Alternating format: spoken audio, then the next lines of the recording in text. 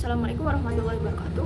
Perkenalkan, nama saya Nabila C dengan NIM 63030250048. Saya dari kelas 2B, Prodi Akuntansi Syariah.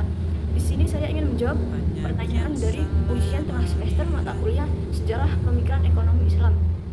Yang pertama terkait hijrahnya Rasulullah dari Mekah ke Madinah, baik dari sisi politik maupun ekonomi. Yang pertama dari sisi politik, sebelum Nabi Muhammad hijrah, pada saat itu di Mekah umat Islam kondisinya sangat tertindas dan belum memiliki kekuasaan. Namun setelah Nabi Muhammad hijrah dari Mekah ke Madinah, beliau membangun sebuah sistem pemerintahan yang lebih terstruktur. Salah satunya yaitu beliau membuat Piagam Madinah, di mana Piagam Madinah tersebut merupakan sebuah kesepakatan antara berbagai kelompok untuk hidup berdampingan secara damai dan adil. Dengan dibentuknya Piagam Madinah tersebut menunjukkan bahwa Rasulullah bukanlah pemimpin sebuah agama, namun juga pemimpin dari sebuah negara. Yang selanjutnya dari sisi ekonomi. Dari sisi ekonomi, pada saat itu Rasulullah mulai membangun sistem ekonomi yang lebih berkeadilan.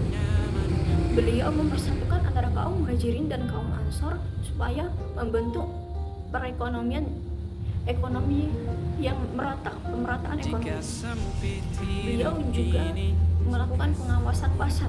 Beliau mengawasi sendiri pasar tersebut agar terhindar dari praktik riba, monopoli ataupun kecurangan.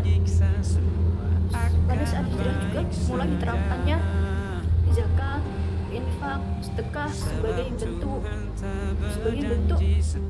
penyaluran kekayaan. Yang nomor 2 mengenai pengertian proporsional tax dan perbandingan antara proporsional tax dan deficit tax dalam Islam. Yang pertama, proporsional tax ataupun pajak proporsional. Jadi proporsional tax merupakan sebuah sistem di mana persentasinya dilihat dari sebuah penghasilan seseorang. Nah, semakin tinggi ataupun semakin banyak penghasilan yang didapat, maka pajak yang harus dibayarkan juga semakin tinggi.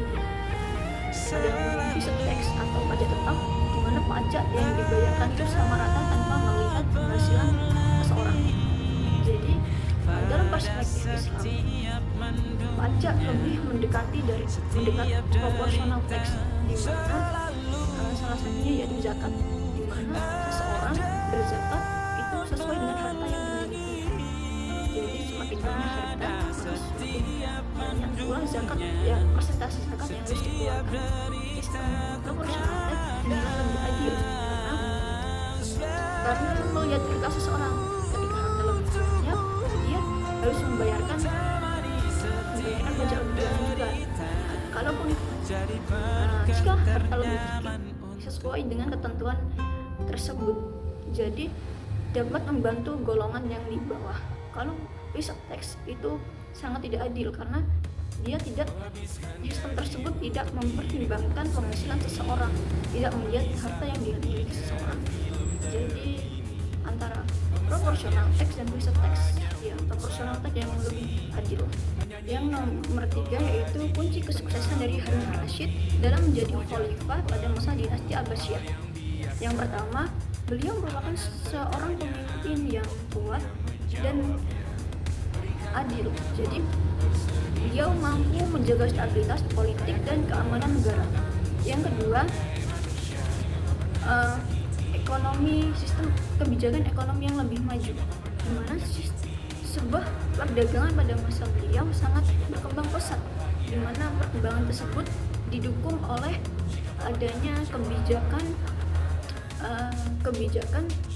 terhadap kebijakan mendukung aktivitas ekonomi serta posisi wilayah yang strategis.